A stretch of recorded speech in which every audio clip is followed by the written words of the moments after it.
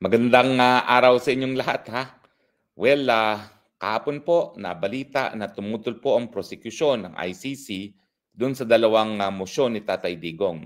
Unang-una para sa interim release at pangalawa para nga doon sa indefinite adjournment ng paglilitis laban kay Tatay Digong dahil sa nauna ng desisyon ng hukuman na ipagpaliban ang kanyang pagbibista dahil nga po unable to stand trial. Ang tanong ko ngayon, ano ngayon kung sila'y tumutol? Talaga naman trabaho nila na tutulan ang mga mosyon ng mga nasasakdal. So wag kayo masyado maabala po sa pagtututol ng prosekusyon dahil pag hindi naman sila tumutol, ay para silang mga pabaya sa kanilang mga trabaho. No? Unang-una, pag-usapan po natin yung pagtutol sa interim release. Well, sa akin po, parang wala ng opsyon ng hukuman. Kasi nagdesisyon ng hukuman eh. Nagdesisyon na ang hukuman na unable to stand trial ng Tatay Digong. So ano pang gagawin nila? Hindi naman po pwede na habang hindi nakakayanin na harapin ni Tatay Digong ang pagliliti sa kanya, ay nakakulong pa rin siya indefinitely. Yan po ay parusa na wala pang desisyon na siya ay nagkasala. Ang aking kinatatakot nga po is maski mag-grant ang interim release, baka walang tumanggap sa kanya at masapit niya ang kapalaran gaya nitong si Kaguba na hanggang ngayon, maski wala na sa tamang pag-iisip dahil meron na siyang demensya at meron na siyang Alzheimer's, ay nakakulong pa rin. Para bagang parusang panghabang buhay na nakakulong dahil lamang sa walang bansa na nais tumanggap sa kanyang interim release at hindi rin siya tinatanggap ng kanyang inang bayan na bansang Rwanda.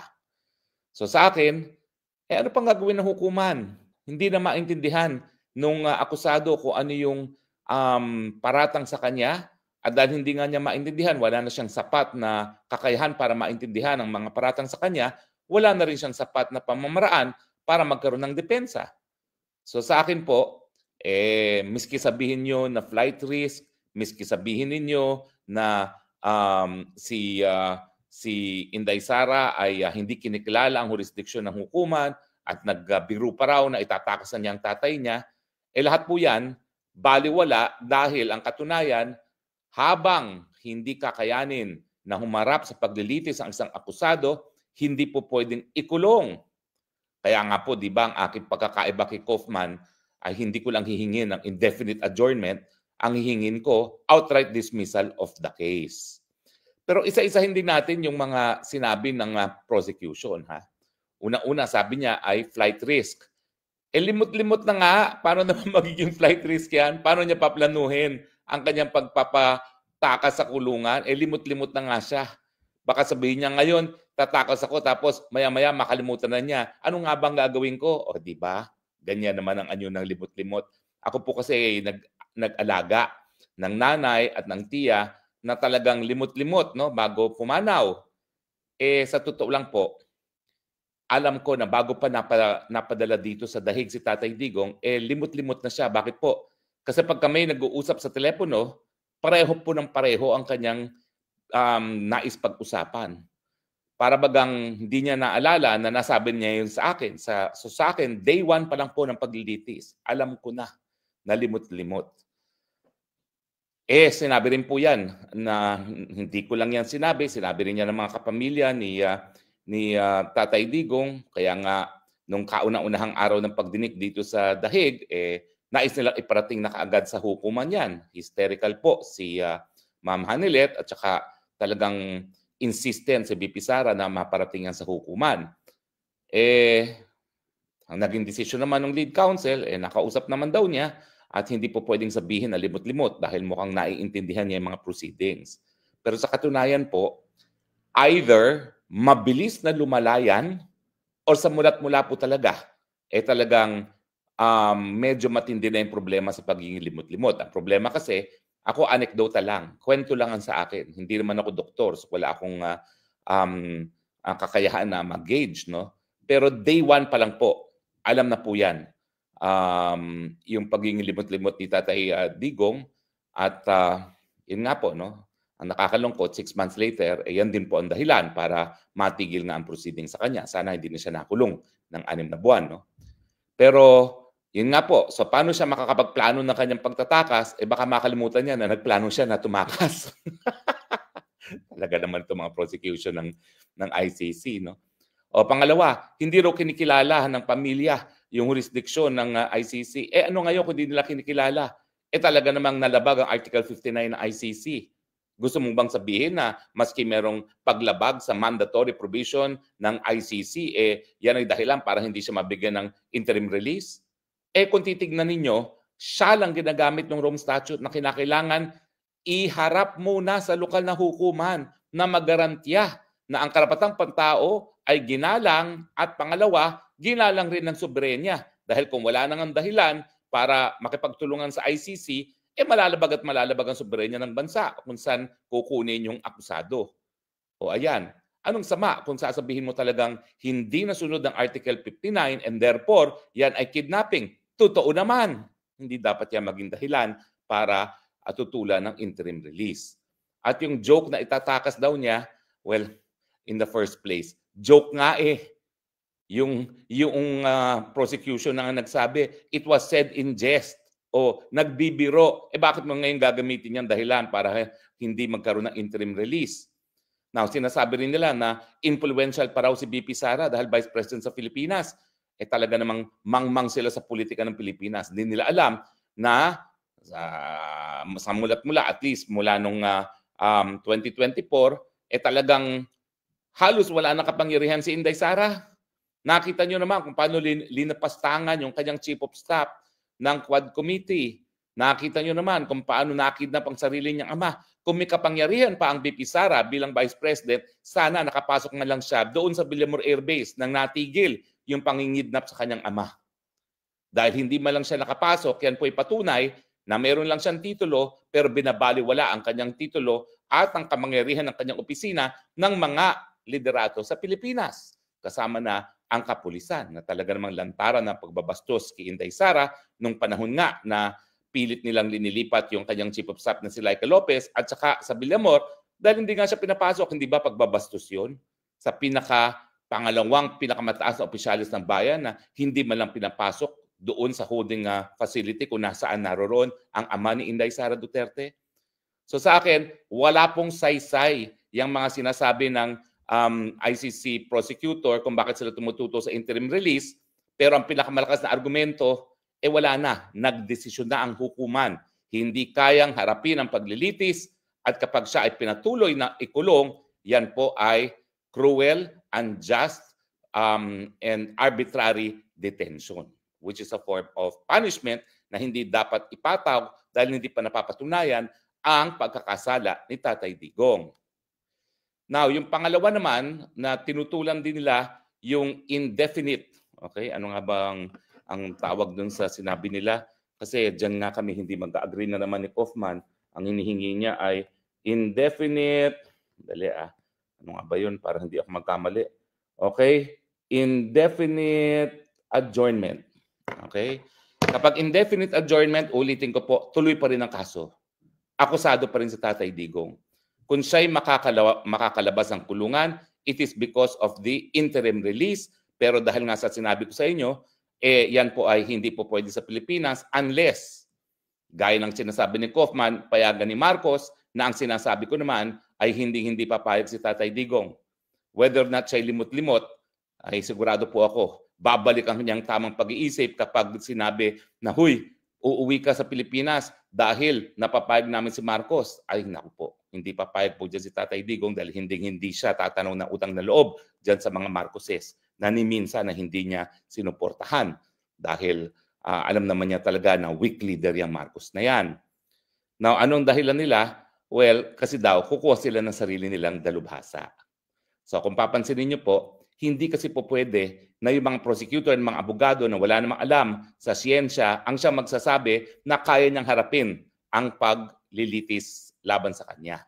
Kinakailangan kumuha sila ng sarili nilang eksperto at bahala na ang korte magdesisyon kung sino ang mas papaniwalaan sa dalawang eksperto. Pero pansinin niyo po sa order ng hukuman na ipinagpaliban ang confirmation of charges, hindi ang depensa ang naghain ng eksperto na nagsabi na hindi na kaya ni Tatay Digong harapin ang kanyang ang mga paratang laban sa kanya. Ito po ay isang eksperto na kinuha mismo ng detention facility. So ibig sabihin, hindi po binayaran ni Tatay Digong yung eksperto para sabihin na unable to stand trial na siya. Ang humingi ng ganyang opinyon, yung detention facility mismo. So bakit hindi naman paniniwalaan yan ng hukuman? At sa katunayan, itong dahilan kung bakit pinaniwalaan at ipinagpaliban na nga ang kanyang confirmation of charges. Well, asahan na lang natin siyempre na ang magiging tingin ng hukuman doon sa eksperto ng prosecution na babayaran ng prosecution para kontrahin ang naging opinion ng naunang dalubhasa ay bias. Dahil in the first place, ang kumuha dyan ay prosecution. Ang kumuha naman doon sa eksperto na nagsabing di na kaya ni Tatay Digong ay ang detention facility mismo. Kasi siyempre, alam naman ng detention facility kung paano asta ni Tatay Digong eh. At miski naman tayo doon sa mga briefing na mga mahal niya sa buhay na dumadalaw sa kanya, paminsan-minsan, lumalabas ang katotohanan na hindi niya alam o nakalimutan niya na Vice President na si Inday Sara, akala niya mayor pa rin, o akala niya bata pa rin si Kitty, hindi niya alam, 21 years old na, yung mga ganung bagay. So siyempre, napapansin din niya ng detention facility dahil trabaho nila na bantayan yung kanilang mga nakadetene. Lalong-lalo na yung mga 80 anyos na meron ng mga kapansanan. Hindi ko nga alam kung sinasabi talaga ng detention facility ang lahat ng nangyayari kay Tatay Digong. Sana naman sinasabi nila, no? Pero ako nakakakalap akong impormasyon na maraming mga bagay-bagay na hindi isinasa publiko. Siguro ayaw rin ng pamilya, pero yung aking mga informante nagtataka rin kung sinasabi mismo ng detention facility sa pamilya ang mga pangyayari o mga nangyayari kay Tatay Digong. 'Di ba? Alam nyo, maraming hindi tama dito sa patakaran ng ICC detention facility. Kayo ba'y naniniwala na ang pwede lang bumisita ay mga kapamilya lamang? O, di ba? Kahit saan naman kayo pumunta na kulungan, pwedeng bisitahin ng pastor, pwedeng bisitahin ng mga kaibigan. Pero bakit dito pamilya lang? Merong something is wrong with the system kung totoo yan. Bagamat ang duda ko talaga, talagang ang lead counsel ang nagdedetermine kung sino. Bakit? Kasi meron akong kasulatan na ganyan in writing from the detention facility. Kaya, from the very beginning, hindi ko nakita si Tatay Digong. Kasi ang sagot sa akin, hindi ako pinayagan ng lead counsel. So, maraming mga bagay-bagay na hindi natin alam kung talagang polisiya ng detention facility or polisiya ng ibang tao. No? Pero, itong pagkuha ng eksperto, ang kumuha na detention facility kasi kita na nila na parang merong diferensya sa paningin o sa perception ni Tatay Digong. Siguro nakakalimutan na nga kung anong araw. Siguro nakakalimutan na uminom ng gamot. Siguro hindi na alam kung anong gagawin pang araw-araw. Siguro nagtatanong na sinong bibisita, baka hindi na niya maalala. Kaya sila na ang kumuha ng dalubhasa para ma-examine ang kondisyon ni Tatay Digong dahil pag may nangyari kay Tatay Digong, siyempre, sagot nila yan. So wag po kayo mag-alala ha. Maski tumututol ang prosecution, trabaho po nilang tumutol yan. Pag hindi sila tumutol, sila ay pabaya sa kanilang trabaho. Pero unang-una, pagdating sa interim release, malabo na pong mapakinggan yan. Dahil nga po, nagkaroon na ng desisyon. Naunang desisyon ang hukuman na sumasang-ayon sa opinyon ng isang dalubhasa na hindi binayaran ni Tatay Digong na hindi na niya kayang humarap diyan po sa paglilitis na yan. At siyempre, pagdating naman sa interim release, dahil nga wala na siyang kakayahan humarap, kapag siya'y patuloy pang kinulong, despite the fact na hindi na nga magtutuloy ang kanyang paglilitis dahil hindi na kayang harapin yan, siyempre po, yan po ay magiging napakalaking paglabag sa karapatang pantao dahil that will be parang pagkakakulong na parang nagkasala na sa bagamat hindi pa po nagkakaroon ng paglilitis at hindi pa napapatunayan ang kanyang pagkakasala dahil sang-ayon po sa karapatang pantao at doon na rin, sang-ayon na rin sa Rome Statute, lahat naman po ng akusado ay merong presumption of innocence. So ang aking position po, I am of the view that the opposition to the interim release will not be entertained by the court if only because there's been a prior finding that the president is unable and fit to stand trial, and therefore his continued detention would amount to a violation of his right and would therefore amount to a punishment without a prior judgment of conviction. Likewise, the prosecution's motion to oppose the indefinite ano ba yun? Indefinite I have to be precise, okay?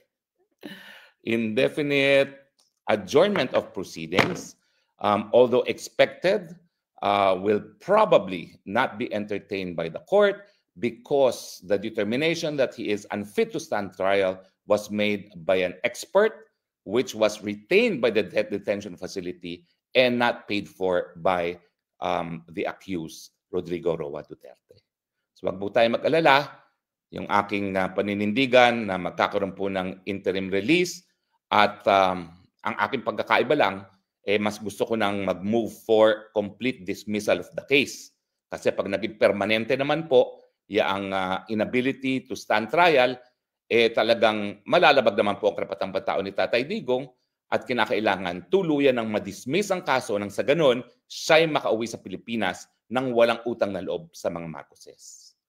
I remain firm in my conviction that because of his inability to stand the trial, the defense must file a motion to dismiss because the continuance of the case would be a violation of the accused's right, human right, of course, to a speedy trial. And furthermore, it would amount to a punishment without a prior finding of guilt. So maraming salamat po sa inyong patuloy na pagtangkilik. Huwag po kayong mag-alala. Patuloy po nating ipagdasal ang Tatay Digong. At sa tingin ko naman po, Diyos na ang humanap ng paraan para mapalaya si Tatay Digong. Diyos na po ang humanap ng paraan, and antayin na lang natin hanggang completely makalabas na ng detention facilities Tatay Digong. At ako'y naninindigan, makakauwi pa rin si Tatay Digong sa Pilipinas at hindi po susi ang mga Marcos. Kung hindi, ang karapatang pantao ni Tatay Digong ang siyang magiging dahilan para siya ay tuluyan ng mapalaya. Dahil sa aking paninindigan, dapat complete dismissal kapag hindi na kayang humarap sa paglilitis. Maraming salamat po at hanggang sa susunod nating pagkikita dito sa Spokes Hour, ito po yung Spokes ng Bayan, Harry Roque, nagsasabi, I love you Philippines, you're the only country that I have, you're the only country that I love. Bring Tatay home. Bye-bye.